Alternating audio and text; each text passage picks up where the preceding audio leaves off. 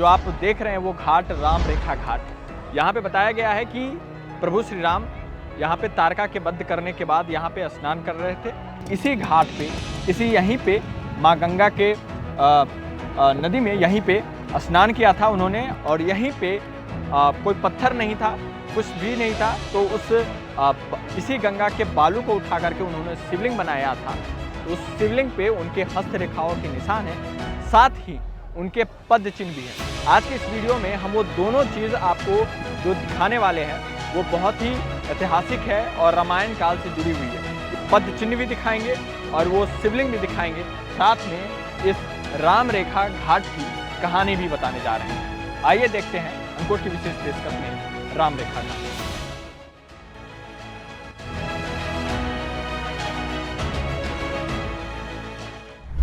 नमस्कार, अनकोट की विशेष पेशकश में आप सभी का स्वागत है। अभी जिस जगह पे हम मौजूद हैं वहाँ माँ गंगा के आंचल में दो राज्यों की सीमाएं पसरा है। एक तरफ उत्तर प्रदेश जहाँ आपको बलिया क्षेत्र आता है, वहीं दूसरी तरफ बक्सर जो बिहार में आता है। और अभी जो आप देख रहे हैं वो घाट राम रेखा घाट है।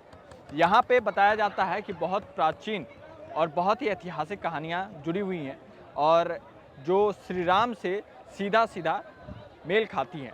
यहाँ पे बताया गया है कि प्रभु श्री राम यहाँ पे तारका के वध करने के बाद यहाँ पे स्नान कर रहे थे और पाप को धुलने के लिए कहा गया कि महिला का वध आपने कर दिया है, इस वजह से आपको महिला का वध करने का पाप लगेगा, इसलिए वो पाप आपको धुलना होगा।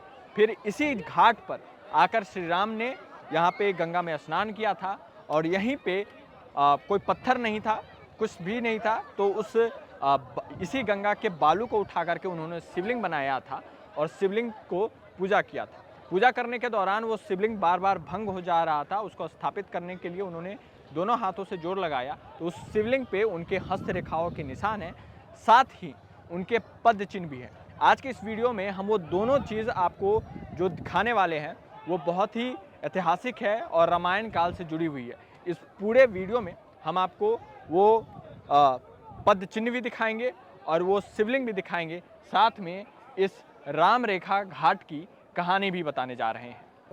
दोस्तों, अभी हम जिस जगह पे मौजूद हैं यही वो जगह है जहाँ पे हम आपको अभी दिखाने वाले हैं प्राचीन शिवलिंग जो श्री राम ने स्थापित किया था और उनके हस्तरेखाएं और उंगलियों के निशान हैं। अभी वो इधर है, यहाँ पे आप देखें तो नंदी महाराज बैठे हैं और यहाँ से अगर आप सीधे देखें तो हमारे महादेव विराजमान हैं सामने। और ये पूरा जो है मंदिर का वो ओपन गेट है, अगर मेरे पीछे आप देख पा रहे होंगे तो इसी हमारे पीछे महादेव का मंदिर है और यही वो मंदिर है जहाँ पे श्री राम आए थे, श्री राम ने पूजा किया था और उनके जो हस्तरेखाओं के जो निशान है वो यहाँ पे मौजूद है। या अगर आप देखें तो ये गेट है पूरा और इस डोर से अंदर में पूरा ये प्रांगण है और फिलहाल पूजा हो रहा है अंदर पे। तो हम कोशिश करेंगे यहाँ पे जो पंडित जी हैं उनसे इस मंदिर के बारे में और जो शिवलिंग है उसके बारे में जानने की कोशिश करेंगे। पूरा जो एरिया जो है आपको ये दिख रहा होगा, ये ऐसे है और जो एहसास मैं महसूस कर रहा हूँ वो मैं आपको कैमरे पे बता पाना बहुत ही कठिन है मेरे लिए कि कैमरे पे उस चीज़ को मैं कैसे दर्शाऊँ। जो चेहरे पे मेरे मुस्कान दिख रही हो, एकदम पॉजिटिव एनर्जी, वो जो शक्ति होती है वो आप महसूस करते हैं। तो अभी हमारे साथ पंडित जी जुड़े हैं। पंडित जी से इस जो प्राचीन शिवलिंग है उसके बारे में थोड़ा सा समझते हैं और जानने की कोशिश करते हैं। पंडित जी, आपका बहुत बहुत स्वागत है जी। ये जो शिवलिंग है बताया जाता है कि बहुत ही प्राचीन है जी और श्री राम जी द्वारा स्थापित किया है, थोड़ा सा इसके बारे में। ये जब भगवान विश्वामित्र जी यहाँ पर जग कर रहे थे, उसी में ताड़िका, सुबाहो, मंदोदरी, मारीच राक्षस सब थे। यहाँ पर भगवान ऋषियों का जग सफल कर नहीं होता था। राजा दशरथ से अयोध्या से राम लक्ष्मण को मांग कर लाए, वहां से लाकर जग सफल हुआ। उस समय ताड़िका लाकर हवन कुंड में हाड़ हड्डी सब गिराती थी। उस समय भगवान ताड़िका को मारे। ताड़िका राक्षसी ब्राह्मणी थी, एक राक्षण कुल को जन्म ली थी।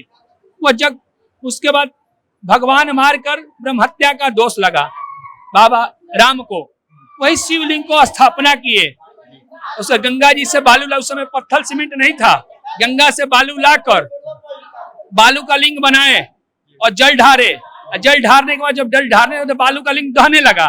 उसके बाद दहने लगा तो उस समय तीनों उंगली से हाथ से दबा दी, वही निशान है श्री रामचंद्र का, वही स्थापना शिवलिंग है। अच्छा, वही है। हाँ, तो उसमें उंगलियों के निशान है। देखिएगा तो प्रेजेंट में दिखाई देगा। अच्छा, तो ये मंदिर कितना पुराना है? रामायण काल का? हाँ, रामायण काल का है।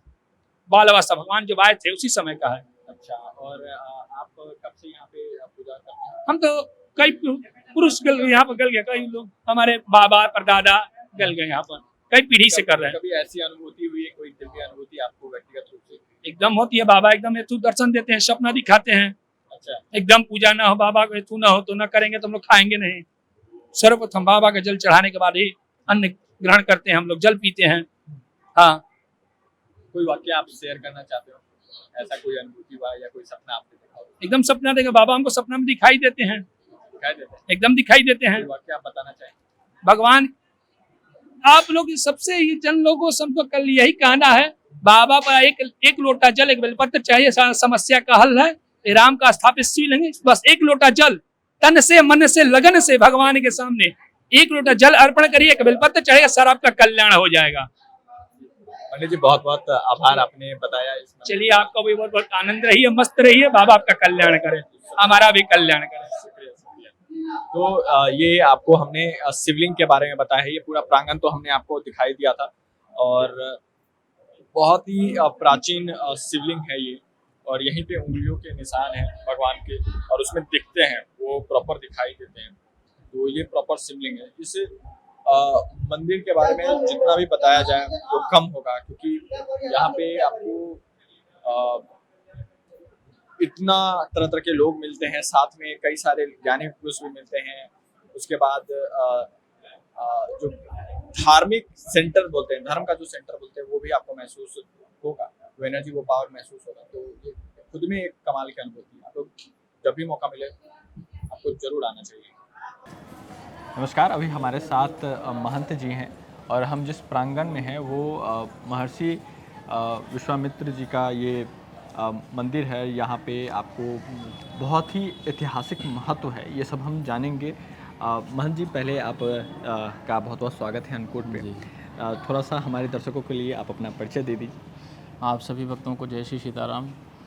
मेरा नाम श्री गुरु महाराज जी की कृपा प्रसाद से घनश्याम दास है, और यहाँ पर हम शिष्य भाव से रहते हैं। इसके बाद जिस प्रांगण में हम लोग खड़े हैं, ये विश्वामित्र जी की तपस्थली है। यहाँ पर ही विश्वामित्र जी तपस्या के भाव से आए थे। कहा जाता है कि विश्वामित्र महामुनि ज्ञानी, बसहि विपिन शुभ आश्रम जानी। तो विश्वामित्र जी जब बक्सर आए तो उनको यही स्थान विशेष जो है बहुत ही सुलभ लगा और सुंदर भी लगा कि गंगा मैया का पावन तट है, और यहाँ वृक्ष बहुत अपार थे क्योंकि पहले तपोवन था। तो उनको ये स्थान सुलभ लगा। इन्होंने यहाँ पर अपने यज्ञ इत्यादि का कार्यक्रम जो है व्यवस्थित करने का प्रयास किया। तो ये स्थान विशेष जो है, ये रावण की छावनी मानी जाती है। हाँ, उस समय में ये रावण की छावनी थी, और इसकी सुरक्षा में ताड़का, सुबाहु, मारीच जैसे जो राक्षस गण थे उनको लगाया गया था। और उनका कर्म ही था कि अगर कुछ सत्कर्म हो रहा है तो उसमें उद्विग्न करना है या उसमें उपद्रव प्रारंभ करना है। तो विश्वामित्र जी को जब समस्या समझ में आई तो फिर उन्हें आभास हुआ कि नहीं, अभी रामचंद्र जी का आविर्भाव हो गया है, लक्ष्मण जी का, और फिर उन्हें अयोध्या जाना चाहिए और वहाँ से लेके आना चाहिए। तो वो यहाँ से आगे की तरफ बढ़े और दशरथ जी से आग्रह करके, और बड़ी मतलब उन्हें बहुत अथक प्रयास करना पड़ा, क्योंकि माया सबको घेरी है ना, किसी को नहीं छोड़ी है।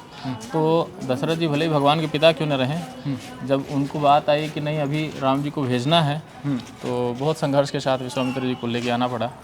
और जैसे जैसे आए तो पूरे प्रारूप को समझाते हुए आए कि ताड़का जब आती है तो क्या प्रारूप बन जाता है, कैसी दिखती है, आते ही क्या उपद्रव करेगी, वो पूरी व्यवस्था को समझाते हुए आए। और आदेश भी किया कि देखते ही आपको अपने धर्म का पालन या अपने कर्तव्यों को नहीं ध्यान देना है, क्योंकि ताड़का एक स्त्री तो है लेकिन उसका स्वभाव जो है वो राक्षसी है, इसलिए आपको मोह में नहीं पड़ना है और तुरंत सीताराम कर देना। तो वैसा ही हुआ कि जब ताड़का आई इस पूरे जो पूरा क्षेत्र है, हाँ, ये पहले तपोवन में था जैसा आपने कहा, इसको राम रेखा कहा जाता है। तो मैं ये समझना चाहता हूँ कि इसका नाम राम रेखा क्यों पड़ा, जी और राम जी जब आए थे तो जी। वो पूरी व्याख्या मैं समझना हाँ। चाहता हूँ कि आखिरकार क्या हुआ था वो। देखिए क्या है कि जब विश्वामित्र जी लेके आए तो जलमार्ग से लेके आ रहे थे, तो जहाँ पर वो आए और जिस स्थान पर भोर हुआ उसको भरौली कहते हैं, ये बगल में गांव है। भड़ौली गाँव। हाँ ठीक है। और जिस स्थान पर उजाला हुआ उसको उजियार कहते हैं। इस सामने गंगा जी के ठीक सामने जो गांव है उजियार है। गंगा मैया जो है ये उत्तर प्रदेश और बिहार का बॉर्डर है। जी। तो भगवान जब यहाँ पर आए तो उनको विश्वामित्र जी ने बताया कि ये क्षेत्र विशेष जो है ये समस्याजनक है और यहीं पर हम लोग यज्ञ इत्यादि करते हैं और राक्षसों का बहुत उपद्रव भी होता है। तो भगवान ने अपने तुनीर से एक बाण निकाला और पूरे क्षेत्र विशेष के अंतर्गत एक रेखा खींची, एक वृत्त बनाया कि इस क्षेत्र विशेष में जो भी उपद्रव करेगा उसको यथोचित दंड जो है वो दिया जाएगा। अच्छा। तो भगवान ने वो रेखा खींची है, वो राम रेखा हो गई। वो राम और- रेखा इसलिए हाँ, वजह से कही जाने और कृत्य इसी घाट पर संपन्न हुए हैं। ताड़का का वध है ना, सुबाहु का वध, ये सारे इस स्थान को सुरक्षित किया गया। तो क्योंकि गंगा मैया का घाट है तो इसलिए राम रेखा घाट इसका नाम नाम पर। इसमें कहा जाता है कि तारका के वध के बाद जी। ऐसा कहा गया कि वध तो राक्षस का हुआ है लेकिन वो एक महिला थी, हाँ और महिला स्त्री हत्या का जो पाप है वो उन पर लगा, वो धोने के लिए फिर यहाँ पे श्री राम ने यहाँ पे स्नान किया था गंगा में, और फिर एक शिवलिंग बना करके वो किया था। वो क्या पूरी कथा है? वो देखिए वो भोले बाबा का ही स्थापना है, वो रामेश्वर जी के नाम से। जी। हाँ, ये उत्तर भारत में हम लोग रामेश्वर कहते हैं, दक्षिण भारत में रामेश्वरम कहते हैं। प्रथम रामेश्वर यहीं पर स्थापित किए। जब वो पहली बार घर से बाहर निकले और शिक्षा के भाव से विश्वामित्र के सानिध्य में आए, तो आने के बाद फिर उन्होंने यहाँ पर रामेश्वर जी की स्थापना करी है। और जैसा आप बता रहे हैं कि गंगा में स्नान करना और बाकी पे वो उनका भाव रहा, लेकिन उनके गुरुदेव ने उनको स्पष्ट कर दिया था कि आपको कहीं भी संशय नहीं रखना है। और ताड़का देखती तो स्त्री है लेकिन वास्तव में स्त्री वाले गुण जो हैं वो है नहीं, और पूरा राक्षसी स्वरूप है, या उसके हाव भाव उसके जो व्यवहार हैं वो भी राक्षसी हैं। तो इसलिए कहीं कोई संशय नहीं रखना है कि ये स्त्री है और हमें अपने धर्म के अंतर्गत ब्राह्मण क्षत्रिय ब्राह्मण गौ या किसी स्त्री की हत्या जो है वो नहीं करनी। गुरुदेव, ये जिस प्रांगण में हम खड़े हैं तो इसका जरा ऐतिहासिक महत्व और इसमें क्या क्या है जी उसके बारे में थोड़ा सा आप बताते तो। जी बिल्कुल। ये प्रांगण जो है ये विश्वामित्र की तपस्थली रही है, और विशेष रूप से राम जी की और लक्ष्मण जी की शिक्षा स्थली के रूप में भी इसको जाना जाता है। जी। भगवान जब यहाँ से सारे कृत्य संपन्न कर लेते हैं, उनका जो यहाँ पर आने का कारण था, प्रमुख कारण, वो जब सुसंपन्न हो जाता है तो यहाँ से जाते समय ऋषियों ने उनसे आग्रह किया कि हम तो आपसे लाभान्वित हो ही गए, लेकिन हमारे आने वाली जो पीढ़ियाँ हैं उनको कैसे पता चलेगा कि आप आए और हम लोगों को इतना सुंदर आशीर्वाद प्राप्त हुआ, इसके लिए आप कुछ आशीर्वाद प्रदान करें। तो भगवान ने अपने चरणों का छाप जो है एक शिला पर अंकित किया, जो कि श्री राम चरण चिन्ह के रूप में हम लोग जानते हैं, और वो इसी आश्रम में आपको उपलब्ध है। वो थोड़ा सा हम जरूर देखते हैं, आप जी, जरा बिल्कुल। दिखाएं और उसको समझाने की कोशिश करें। ये एंट्री गेट है ना? जी जी, यहाँ पर इंगित श्री राम किया चरण गया चिन्ह दर्शन है, और यहाँ पे ये क्या है?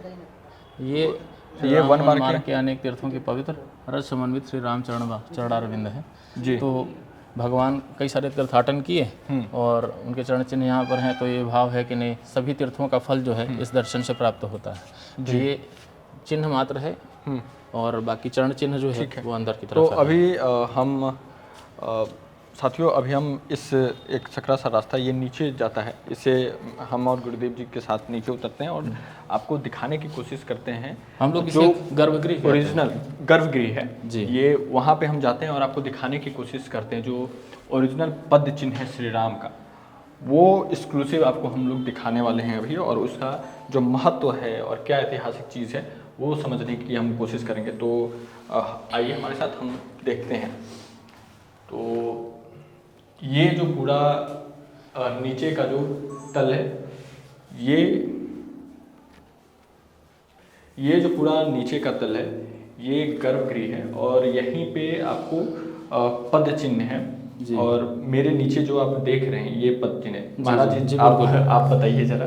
ये जो आप चरण चिन्ह देख पा रहे हैं, अभी तो भक्तों का संख्या बहुत अधिक बढ़ा हुआ है, क्योंकि कार्तिक पूर्णिमा नज़दीक आ रही है जी। और जैसे जैसे नज़दीक आके अभी कल पूर्णिमा तिथि है, कल और ज़्यादा भीड़ और इसमें खड़ा रहना भी संभव नहीं हो पाएगा, बहुत भीड़ होती है। और एकमात्र स्थान जो भगवान के चरण चिन्ह के रूप में दर्शन दिया जाता है यहाँ पर, तो यहीं पर उपलब्ध है और बाकी आपको बक्सर भर में ये और कहीं विश्व में कहीं पे नहीं है। विश्व की बात तो नहीं कह सकते, लेकिन ये कह सकते बिहार में एकमात्र स्थान है। पद्म चिन्ह श्री राम जी का कहीं और भी है क्या? नहीं, मुश्किल है। अच्छा, हो सकता है अहिरौली नज़दीक है, वहाँ पर भी हो, क्योंकि वहाँ पर अहिल्या माता का तरन तारण संभव हुआ।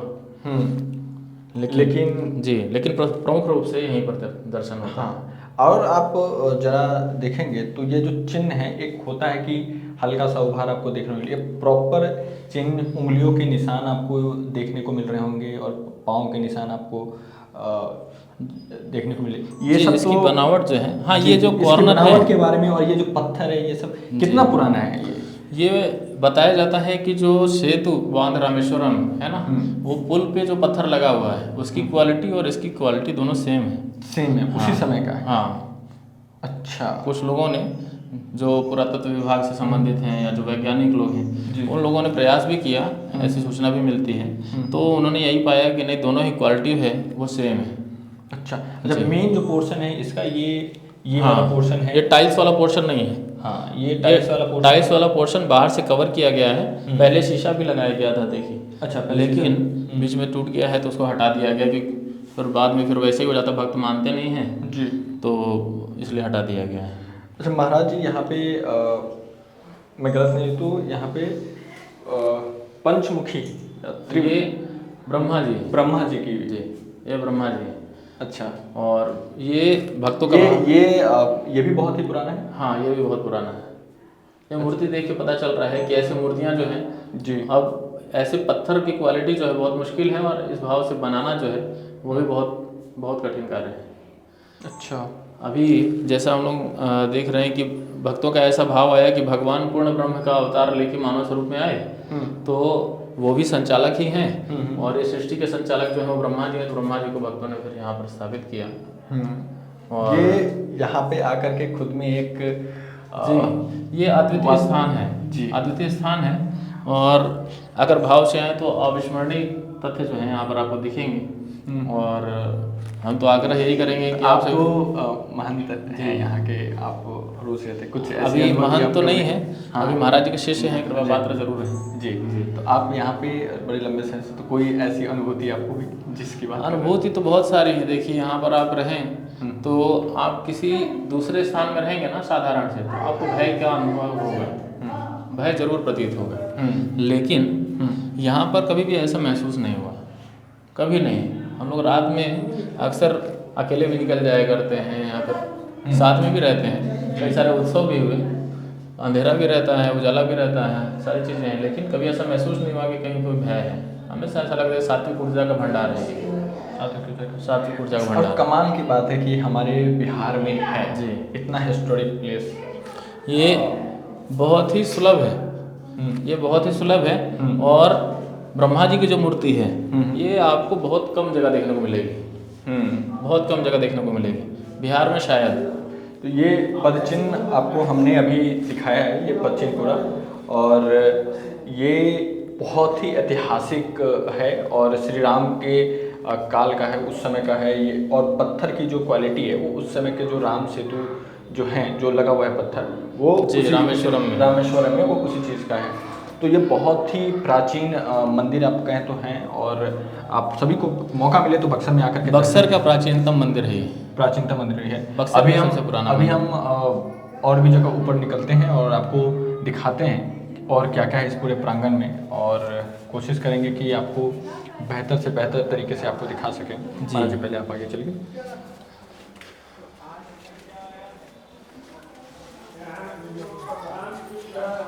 ये तो आपको हमने पदचिन्ह तो दिखा दिया महाराज जी। अब इस तरफ आते हैं और दिखाते हैं। देखिए, अभी तो दोपहर का समय है, सब बंद है जी, और ये यहाँ से गंगा जी बिल्कुल प्रत्यक्ष रूप से दिखाई देती हैं जी।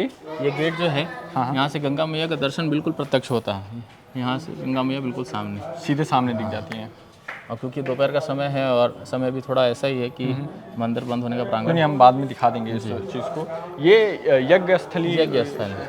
ये कितना पुराना है ये देखिए यज्ञ स्थल जो है स्थान विशेष तो उसी समय का है, क्योंकि विश्वामित्र जी की तपस्थली रही है। समयानुसार कालांतर में लोग जुड़ते गए और अपना अपना भाव, क्योंकि जैसे शास्त्रों में हमारे इतिहास को सुरक्षित रखा गया है, लोग अनुभवी जो भी थे उन्होंने अपने अनुभव को शेयर किया या अपने विचारों को व्यक्त किया और किसी पुस्तक के माध्यम से एक संग्रह किया है ना शास्त्रों का।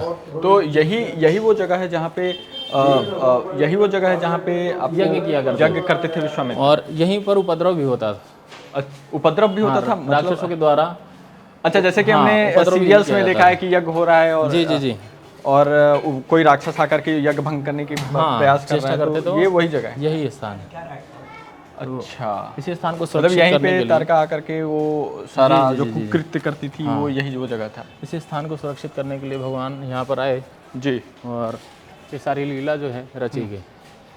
और क्योंकि ये रावण की छावनी थी और भगवान राम के द्वारा इसको ध्वस्त किया गया, तो राम और रावण की जो छावनी है इसको थोड़ा सा बताइएगा जरा कि रावण से कैसे जुड़ा हुआ है ये रावण का क्षेत्र विशेष था, बक्सर जो है, और क्षेत्र विशेष होने के कारण उन्होंने अपने दूतों को यहाँ पर रखा और भगवान यहाँ पर आए। भगवान आए और दूतों को मार के इस स्थान को थोड़ा सा मुक्त कराया।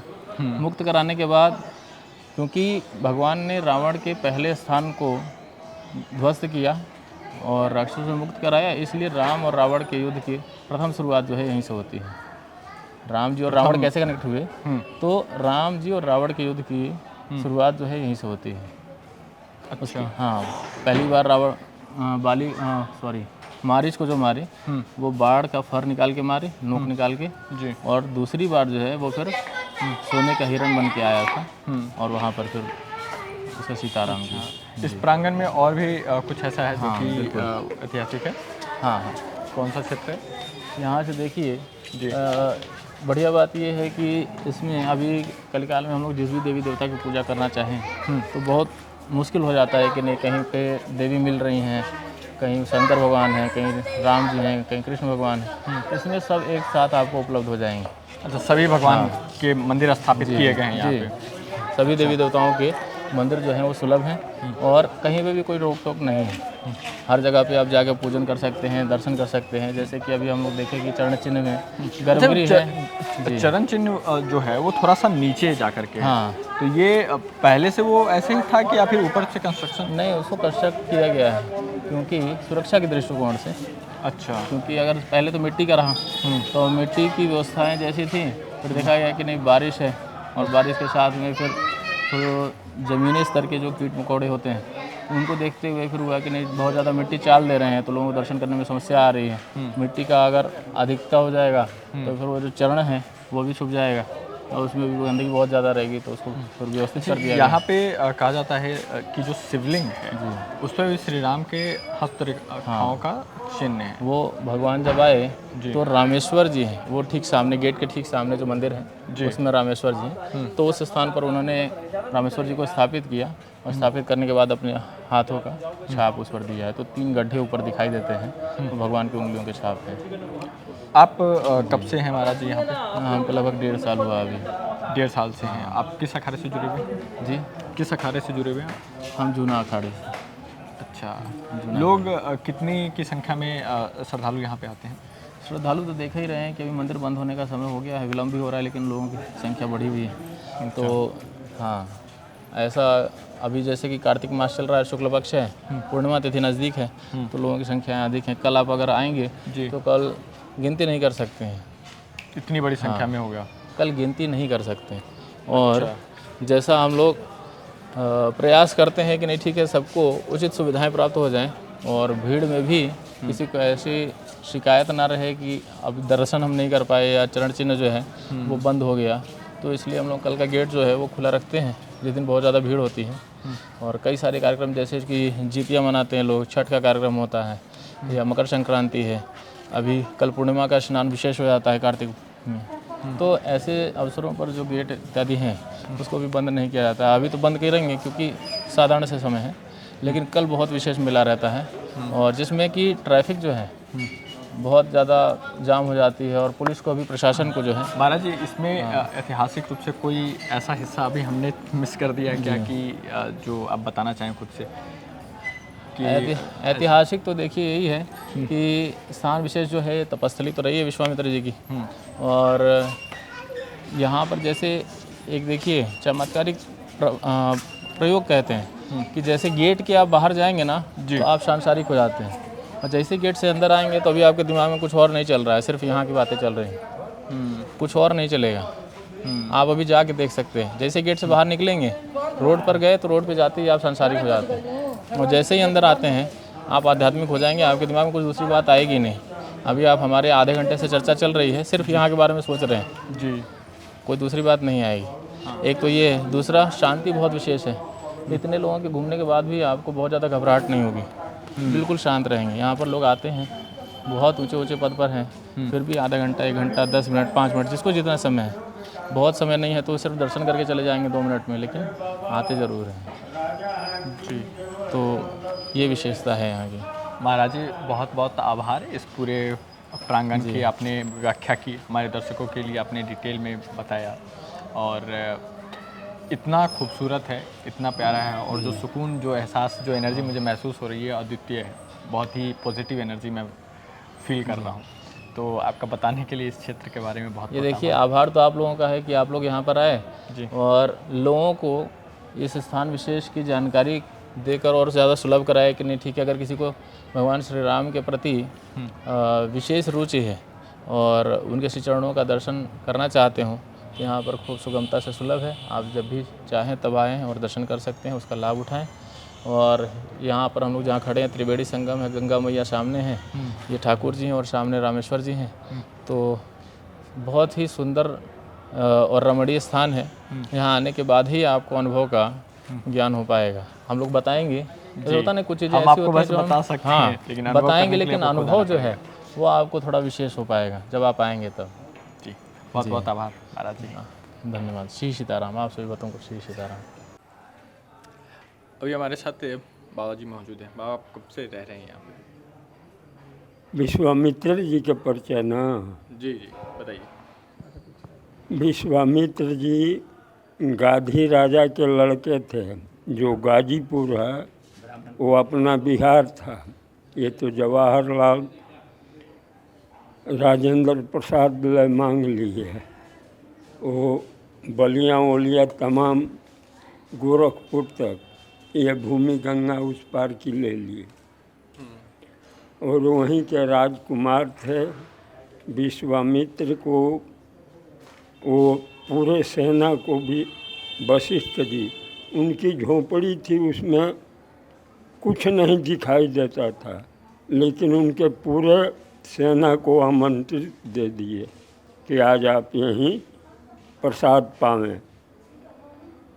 पवाए वशिष्ठ जी तो पूछे कि बाबा, आपके झोपड़ी में कुछ नहीं, मेरी इतनी सेना की भोजन की व्यवस्था कहाँ से कर दी है?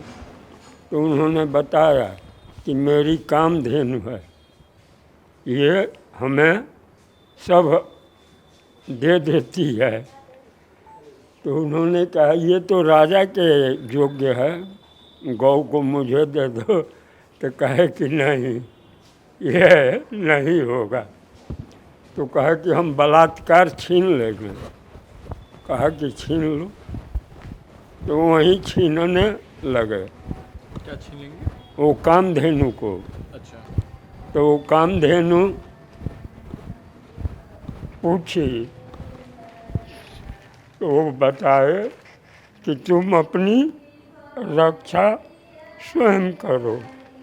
तो कामधेनु ने हुंकार किया और राजा के सेना से भी अधिक इसकी सेना हो गई और सबको मार डाली। अच्छा। तो हार गए, अब अकेले बच गए। तो कहे कि भाई, ब्राह्मण तपस्या करके तेज होते हैं, तो मैंने भी तपस्या करो। तो इस पार वे तपस्या कर रहे थे। उनकी तपस्या बड़ी तेज हुई विश्वामित्र जी का।